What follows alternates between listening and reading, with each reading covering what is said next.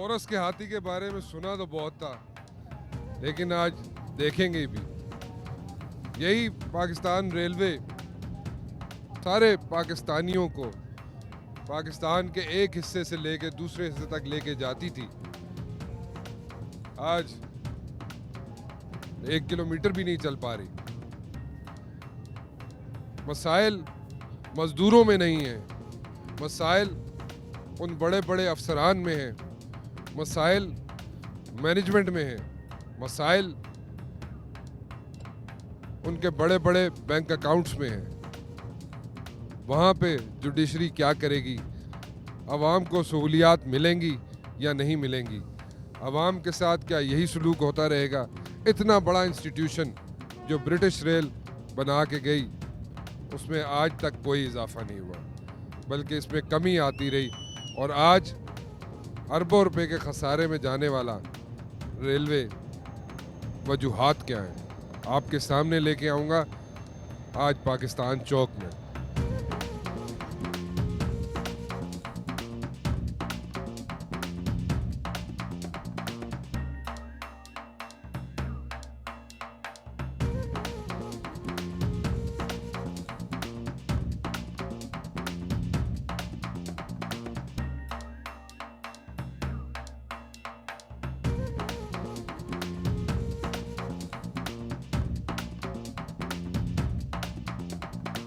मसाइल तो बेइंतहा हैं जी यहाँ पे, लेकिन हल मेरे ख्याल में उसका तलाश किया जाए तो बेहतर होगा, क्योंकि सब इल्ज़ामात जो लगाए जाते हैं वो ऊपर से शुरू होते हैं, चाहे वो मिनिस्टर हो, सेक्रेटरी रेलवे हो, या बड़ी बड़ी जो तोपें बैठी हुई हैं ऊपर, उन पे लगते हैं।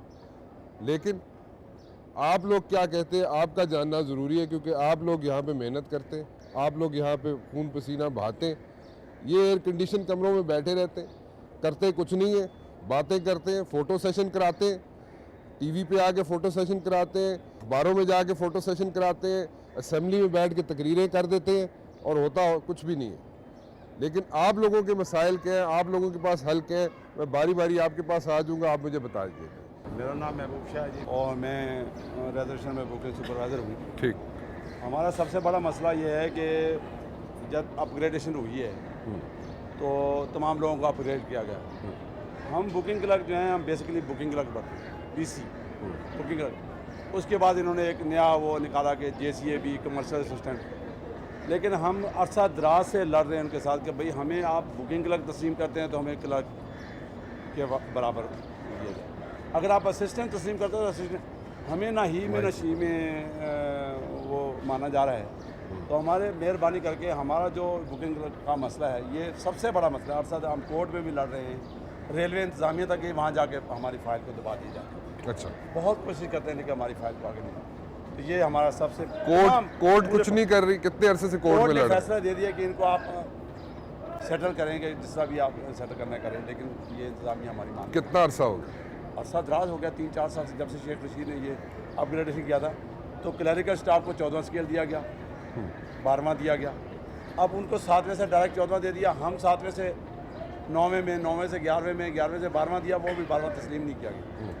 तो हमें मेहरबानी करके 14 स्केल। उसके अलावा बुकिंग स्टाफ की वर्दी का मसला है। सन 1995 से कंफर्म मैं आपको लेटर दिखा सकता हूँ, मेरे पास सबूत मौजूद है कि DCS लाहौर ने लिख के दे दिया कि बुकिंग क्लर्कों की वर्दी हमारे पास, हम क्लर्क हैं, booking clerk, commercial booking clerk, parcel clerk, goods clerk, TCA, ये जितने भी हम लोग हैं, हम कमर्शियल में आते हैं। एक ही वहाँ वाटर से करके हाँ यहाँ डिवाइड। लेकिन हमसे वर्दी दी तो नहीं जा रही, लेकिन वर्दी के नाम पे हमें आए दिन टाई के नाम से सस्पेंड कर दिया जाता है। अच्छा, बेगुनाह बेकसूर भाई आप हमें वर्दी दें। वर्दी मिलती नहीं है ना, और आपको कहा जाता है कि टाई पहने, और अगर टाई नहीं पहने तो यू आर सस्पेंडेड। अच्छा, ये टाई और ये वर्दी आपको खुद अपने घर से बनानी पड़ती है? सारे हम लंडे से ला रहे हैं, और लंडे से भी लाएं तो वो चेक करते हैं जी ये कोट आपका दूसरा है, पैंट दूसरा सस्पेंड है। अच्छा, लंडे से तो हमें मुख्तलिफ किस्म की मिलेगी। हालांकि हमें लेटर जो है मैं आपको दिखा सकता हूँ, तमाम लेटर। DCS का लेटर है कि 1995 के बाद booking staff, commercial, goods, nothing. Okay. जो अभी जो आप पे होता है बुकिंग क्लर्क पे, ये होता है कि सारे टिकट ब्लैक हो रहे होते हैं, वो क्या? आप लोग ब्लैक करते हैं, बाहर आपसे खरीद के लोग ले जाते हैं, कैसे होता है? कोई बुकिंग क्लर्क ब्लैक नहीं करता। अच्छा। भाई बुकिंग क्लर्क, हम तो कमर्शियल इदारा है, हमें कहीं मना है कि आप काले चोर को या ब्लैकी को टिकट ना दें। हमें आप बता दें ये ब्लैकी है, इसको टिकट हमें नॉमिनेट करें। ठीक। आप आते हैं, आप कहते हैं 100 टिकट दे दें, तो मैं आपको इनकार करने का हकदार नहीं हूँ। ठीक। अब मुझे क्या पता है कि अभी आप ब्लैकी हैं, आप ब्लैक जो कर रहे हैं उसको पकड़े ना। बुकिंग क्लर्क तो ब्लैकिया नहीं है। बुकिंग क्लर्क तो कमर्शियल पे आपने बैठाया, आपको इंचार्ज बनाया, आप उसको बोले 100 टिकट दे दो, 4 टिकट दे दो, 20 टिकट दे। अब एक सबसे बड़ा मसला बुकिंग के लिए ये है कि शनाख्ती कार्ड, व्हाट इज शनाख्ती कार्ड। एक काला चोर आपके पास आता है, वो कहता है जी मैं 100 रुपये का आपको 1 किलो चीनी दे रहा हूँ, आप 100 रुपया देता, आप किलो चीनी, आप उससे पूछेंगे कि आप शनाख्ती कार्ड दें। नहीं, लेकिन सिक्योरिटी पॉइंट ऑफ व्यू से जहाँ पे भी जाएं आप, दुनिया में किसी जगह भी आप जाएं, आपको अपनी फ़ोटो आईडी दिखानी पड़ती है। तो अगर यहाँ पे अगर फ़ोटो आईडी मांगते हैं तो उसमें क्या बुराई क्या? नहीं, इससे क्या सिक्योरिटी, शनाख्ती कार्ड देने से क्या सिक्योरिटी? वो तो आप पे जिम्मे डाल दिया ना उन्होंने कि ये सही शनाख्ती कार्ड फोटो आईडी देख ले। होगी जब आप टिकट उससे आप चेक करेगा एसटी, वो शनाख्ती कार्ड अगर उसको शक पड़े तो कहेगा शनाख्ती कार्ड। देखिए, अगर आपसे कोई आदमी आके 100 टिकट मांगता है और अगर वो 100 शनाख्ती कार्ड आपको देता है या फॉर दैट मैटर आपसे 10 शनाख्ती कार्ड देता है, तो आप कम से कम अपना रिकॉर्ड तो मेंटेन कर सकते हैं ना। अगर देता है तो, अगर बिलफर उसके पास शनाख्ती कार्ड नहीं है, अच्छा, तो क्या हम उसको टिकट ना दें? बताइए, अगर ये रूल्स एंड रेगुलेशन में है तो फिर तो किसी जगह नहीं मिलता। कहीं आप एयरपोर्ट पे, मेरी गुजारिश सुन लें, आप एयरपोर्ट पे जाते हैं, आपको फ़ोटो आईडी कार्ड दिखा के बोर्ड किया जाता है। आप दुनिया के किसी मुल्क में जाते हैं, ब्रिटिश रेलवे सिस्टम चल रहा है हमारा, ब्रिटिश रेल सिस्टम चल रहा है ना हमारा। आप बरतानिया में चले जाएं, यूके में चले जाएं, अगर आप टिकट लेना चाहते हैं तो आपको पहले फ़ोटो आईडी दिखानी पड़ती है। अमेरिका में चले जाएं, फ़ोटो आईडी दिखानी पड़ती है। तो अगर फ़ोटो आईडी अगर यहाँ पे मांगी जाती है तो इसमें बुराई क्या है? सर मेरी अर्ज जी, इसमें कोई बुराई नहीं है, लेकिन एक बंदा है, बूढ़ा है, 70 साल का है, बुढ़िया आ जाती है, एक बंदे ने लाहौर से टिकट बुक कराया है, तो जब वो रिफ़ंड कराने उसकी बेवा यहाँ आती है या उसकी बीवी या बच्चे यहाँ आते हैं, उसने लाहौर से बुकिंग कराई, आप रिटर्न बुकिंग करते हैं, आपने लाहौर से बैठे हुए 4 टिकट बुक करा लिए यहाँ किसी रिश्तेदार के थ्रू, आपको टिकट मिल के लाहौर से उसने भेज दिए, TCS दे दिए, यहाँ जब वो अचानक उसको नहीं जाना पड़ा तो वो शनाख्ती कार्ड कहते हैं जी उसी नाम से शनाख्ती कार्ड, उस नाम का शनाख्ती कार्ड तो उसके पास नहीं है। अब बुकिंग क्लर्क तो वहाँ फेस कर रहा है ना, अफसर तो वहाँ बैठा हुआ है, बुकिंग का वहाँ गाली क्लर्क तो बुकिंग क्लर्क को बेइज्जती तो बुकिंग क्लर्क की हो रही है। ठीक। अब बुकिंग क्लर्क कहाँ जाए, वो इसको टिकट रिफंड ना दे तो आपने बेइज्जती करवाए, और अगर दे तो अफसरों से सस्पेंशन ले। अच्छा, और इसके अलावा क्या मसला है? हमारे बहुत सारे मिसाल है, जैसे मसला आप बुकिंग क्लर्क हैं, आपके इसके अलावा और क्या मसला है? हमारे मिसाल ये है कि हम बुकिंग पे बैठे हुए, अब एक बूढ़ा आदमी आया, बूढ़े आदमी के पास आम तौर पे शनाख्ती कार्ड नहीं होता, ठीक, जो पुराने गांव के लोग हैं ये ज़्यादातर, अब उसके साथ कोई ना बेटा है ना बेटी है ना, बूढ़ा है बेचारा, अपने हाल से परेशान आ रहा है, हम उसको कहते हैं शनाख्ती, कहता पुत्र मेरे को शनाख्ती कार्ड तो नहीं है, तो अब उसका क्या करें, उसको आधा टिकट भी देना है और अगर उसकी फ़ोटो कापी भी चाहिए, अब वो फ़ोटो कापी के लिए जाता है, वहाँ फ़ोटो मशीन में है ही, अगर है बिलफर वो जाता है वहाँ, फ़ोटो स्टेट की मशीन ही बंद है, उसको ट्रेन वहाँ खड़ी है, उसको जाना है, टिकट लेना है या रिफ़ंड करना है, हम कहाँ जाएँ? ठीक। आप उसको अगर पैसे ना दें तो मुसीबत, दें तो मुसीबत, सारी जिम्मेदारी बुकिंग क्लर्क। ओके।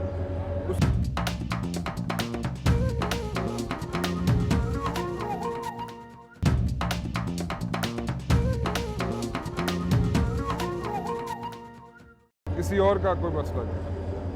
आप मोहम्मद साबिर तनोली, ट्रैफिक यार्ड से मेरा ताल्लुक है। किससे जी? ट्रैफिक यार्ड ट्रैफिक से। यार्ड जी से, हाँ, जी। ये ट्रैफिक जो ये कंप्लेन लगाते हैं, शंटी ठीक। स्टाफ है। हमारा मसला ये है सर कि ऑपरेशन अलाउंस के नाम पे एक अलाउंस दिया गया था शेख रशीद साहब के दौर में, तो वो अलाउंस हमारे ड्राइवर साहिबान को मिला, वो ऑपरेशन करते हैं, गार्ड साहिबान को मिला, वो ऑपरेशन करते हैं, स्टेशन मास्टर साहिबान जो हमारे इंचार्ज हैं, उन्होंने जी गलत बयानी करके कि हालांकि वो दफ्तरों में बैठे होते हैं, ऑपरेशन उसको कहा जाता है कि जो हाथ से काम किया जाए, तो उन्होंने हमारे नाम पे यानी कि हमें आगे किया, हमारे से चंदे लिए, हमारे से सब कुछ किया, आगे पहुंच के ऑपरेशन लॉस अपनी कैटेगरी को दिला दिया। हमारी जो कैटेगरी थी, जो दिन रात मेहनत करती हैं, हमारे सैकड़ों आदमी शहीद हुए वर्किंग के दौरान, क्योंकि गाड़ी चलती गाड़ी के अंदर घुस के कपलिंग काटना, गाड़ी को जोड़ना, गाड़ी को रवां दवा रखना, ये शंटिंग स्टाफ का काम है। माजूर हैं, अभी भी हमारे अस्पतालों में पड़े हुए हैं, माजूर हैं, ऑपरेशन हम करते हैं, हमारा ऑपरेशन अलाउंस नहीं हुआ।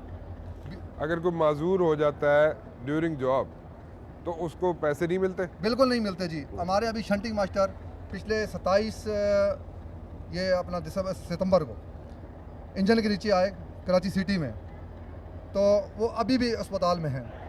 मेरे ख्याल में 1,70,000 रुपया उस पर खर्च हुआ है, पूरा इंजन उसके ऊपर से गुजर गया था।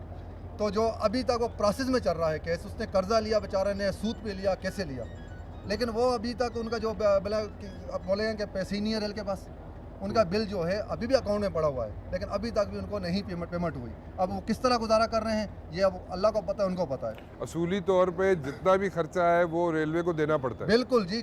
ये कितना अरसा हो गया, ये जो आप बता रहे हैं एक इंसिडेंट कोट कर रहे हैं आप, कितना अरसा हो गया अभी तक इनको बिल नहीं मिला? ये इनको तकरीबन आप देख लें कि 27 सितंबर से आप लगा लें 4 महीने तो तकरीबन 4 महीने हो गए, अभी भी अस्पताल में पड़े अस्पताल में है। ओके, तो वो ऑपरेशन बिल पड़े हुए रेलवे वालों के पास, बिल नहीं देते? नहीं देते। ओके, तो अस्पताल की ये नाम क्या है इंसाफ का? मोहम्मद यूसुफ, शंटिंग मास्टर मोहम्मद यूसुफ जी हाँ, शंटिंग मास्टर। ओके, तो ऑपरेशन लॉस के बारे में मैं कह रहा था कि ऑपरेशन उन्होंने ले लिया हमारा। हमने, आपको याद होगा कि सन 2009 में हमने स्ट्राइक की थी, तकरीबन 6.25 घंटे के ऑन रिकॉर्ड है आपके पास पूरे आप पाकिस्तान में। इसी लिए हमने पहले इनसे मुज़ाकरात जीएम साहब से किए, चेयरमैन से किए, रेलवे मिनिस्टर से किए, काफ़ी जदोजहद की, लेकिन हमें ये सबज बाग दिखाते रहे, तारीखें देते रहे, डेटें देते रहे। उसके बाद फिर हमने इनको नोटिस दिया 2 घंटे का, 12 बजे दिन को लाहौर स्टेशन पे, लेकिन उन्होंने हमारे साथ कुछ भी ना किया। उसके बाद हमने 5.5 घंटे, 5.25 घंटे तकरीबन हम लोगों ने स्ट्राइक की। तो उसके अंदर हमें इन्होंने कहा कि आपको 15 दिन के अंदर आपका जो केस है हम अभी मूव करेंगे। वहाँ से तो हमारा केस मूव हो गया, रेलवे मिनिस्ट्री में चला गया, लेकिन जाके मिनिस्ट्री ऑफ फाइनेंस से हमारा केस फंस गया। आज हमें 3 साल होने को हैं, लेकिन हमें वो हमारा हक नहीं दिया जा रहा। तो हम इल्तजा करते हैं आपकी मीडिया के तवसत से कि हमारे साथ ये नाइंसाफ़ी क्यों, हमारे साथ ये नाइंसाफ़ी क्यों हो रही है, हमें हमारा हक क्यों नहीं दिया जा रहा। उसके अलावा मेडिकल का हमारा ये है कि हमारे पास अस्पताल तो अवेलेबल हैं, ये सामने आपके आप देख सकते हैं, लेकिन यहाँ पे एक सिरिंज नहीं है, इंजेक्शन लगाने के लिए सिरिंज तक नहीं है। तो उस अस्पताल से हमें क्या फ़ायदा, जिस अस्पताल में एक सिरिंज ना हो, 5 रुपए की सिरिंज अवेलेबल ना हो टाइम पे, तो उस अस्पताल से हमें क्या फ़ायदा। नाम पे डॉक्टर साहिबान बैठाए हुए हैं, भारी तनख्वाहें ले रहे हैं, लेकिन छोटा स्टाफ जो है वो उसकी बहुत कमी है अस्पताल में। लेकिन अफसरान की तो मौज मस्ती है, अफसरान तो मौज मस्ती में है, लेकिन जो छोटा स्टाफ है फिर हमें और मजीद हमारे साथ नाइंसाफ़ी। कितने अस्पताल हैं अभी आपके पास यहाँ पे? हमारे पास एक डिवीजन में एक अस्पताल होता है, जो बड़ा एक बड़ा होता है। डिस्पेंसरियाँ आज यानी कि वो स्टेशन के वाइस होती है। हमारे पास कराची में एक केमाड़ी में है, एक कराची सिटी में है, एक हमारी मार्शिंग यार्ड में है डिस्पेंसरी, और कई हमारी बंद कर दी, नाज़ाबाद में थी वो बंद कर दी। कभी कुछ मिला है वहाँ से डिस्पेंसरियों से? आज से तकरीबन जी 5-10 साल पहले तो कदरे हाल, यानी कि वो तो हाई लेवल की तो नहीं थी हमारे कहने का इलाज मुआवजा, लेकिन फिर भी कुछ हमें मिलता था। लेकिन जब से ये हुकूमत आई है और जब से हमारे बलोर साहब आए हैं, तो हमारा तो बेड़ा ही गर्क कर दिया, उन्होंने रख दिया। क्योंकि वो कहते हैं कि आप डायो पे सफ़र करें। किस पे करें? डायो पे सफ़र करें, बसों पे सफ़र करें। अच्छा, यानी बसें जल्दी पहुंचाती हैं आपको। तो बल्लोर साहब कहते हैं? जी जी जी जी, क्योंकि उनकी अपनी बसें चलती हैं। जी हाँ, उनकी अपनी चलती होंगी, या वो तो अब उनको पता होगा कि कितनी चलती हैं। लेकिन ये है कि रेल को बिठाने वाले ये मजदूर नहीं है, रेल को तबाह करने वाले मजदूर नहीं है।